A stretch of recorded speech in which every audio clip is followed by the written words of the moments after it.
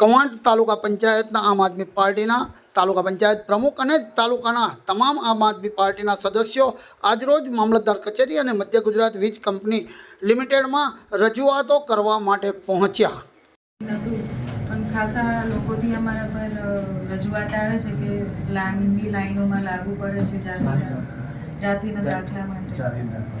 Token system અમે આપીએ, token બધા લાઈન ઊભા રહે છે, ટોકન આપી દઈએ. હમણાં પેલું સ્કૂલો ખોલવાની છે એટલે બધા દાખલા માટે થોડો રસ્તો ચાલે છે અને જૂના દાખલા પેલા ચલાવતા ને નવા દાખલા કઢાવતી લોકો આવે છે હવે બારકોડ વાળા દરેક જગ્યાએ માટે. તો કોઈ ઇન્ટરનેટ પ્રોબ્લેમ તો છે? બીજો કોઈ પ્રોબ્લેમ નથી સર. આમાં જે તમે સેવા સેતુનો જે કાર્યક્રમ કરવામાં આવે છે, જે જાતિના દાખલા આપવામાં આવે છે, એ સ્કૂલોની અંદર ચલાવવામાં નથી આવતો. તો આ સેવા સેતુની અંદર આ દાખલા કાઢવાનું કારણ શું? આપણે તો સેવા સેતુમાં આપીએ છીએ. જે સેવા સેતુ નહીં ચલાવતા ને એને ફરી કઢાવવાનું ફરી કઢાવવા માટે લોકોને ફરી લાઈનમાં જ પડવું પડે, તો એ પ્રોગ્રામ કરવાનો કોઈ મતલબ નહીં. એ રજૂઆત તમારે કરી હતા. બીજું કેવું છે સાહેબ? બીજા ખાતાવાળા નહીં ચલાવતા આપણે. અને સર, ઘણા પ્રશ્નો એવા છે જે મારા ગામના વ્યક્તિઓ છે 3-4 જણ, એ લોકો 9મા મહિનામાં અરજી કરી હતી. મેં તમને બી મળ્યો તે દિવસે. એ લોકોને અરજી એ લોકો આપી દીધી, એમને રિસીપ આપી દેવામાં આવી કે સર 3 મહિના પછી લઈ જાઓ. એ રિસીપ અહીંયા આપણે આપવામાં આવે છે, તો એ દાખલો એમને ટાઈમસર મળતો નથી. ફરી એ માણસ 10 વાર અહીંયા ધક્કા ખાઈને ગયો. તમારા જે લોકો અહીંયા કામ કરે છે, ઓપરેટરો, એ લોકો જણાવવામાં નહીં આવતું કે ભાઈ તમારે આ કાગળની પ્રોબ્લેમ છે કે નથી થયો. એવો તમારા અહીંના ઓપરેટરો જ સવાલ કરી દે છે, તો એ માણસ જતો રહે છે. એટલે આપણે જો દાખલા તો આપણે નિયત સમયમાં બધા આપી દઈએ છીએ, સહી કરીને આપી દઉં દાખલા. પણ મારું એવું સર માનવું છે, જેમાં કંઈક ખૂટતા પુરાવા હોય એ પૂરતા જે ખૂટતા પુરાવા રજૂ કરો ત્યારબાદ એમાં સમય લાગતો હોય.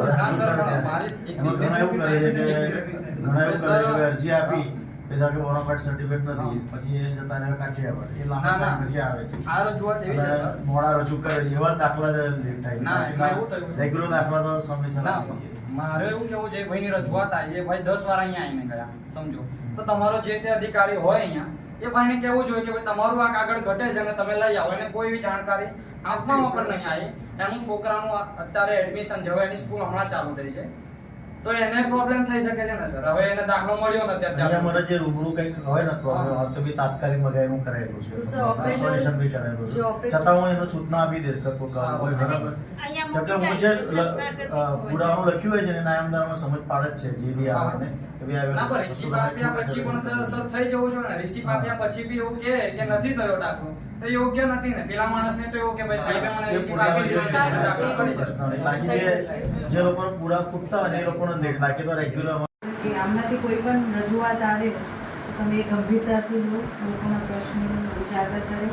અને હવે વરસાદનું સમય આવી ગયો છે, ઠીક છે, તો જેટલા પણ તમારા ખુલ્લા વાયરો હોય, જે થાંભલા વાંકા ચૂકા કે તૂટવાના હોય, વાવાઝોડું પણ આવવાનું છે, એની પ્રી પ્લાનિંગ તમે હમણાંથી જ કરી લો. અને તમારા જેટલા પણ હેલ્પરો હોય, સબ સેન્ટરો હોય, એના બધાના નંબર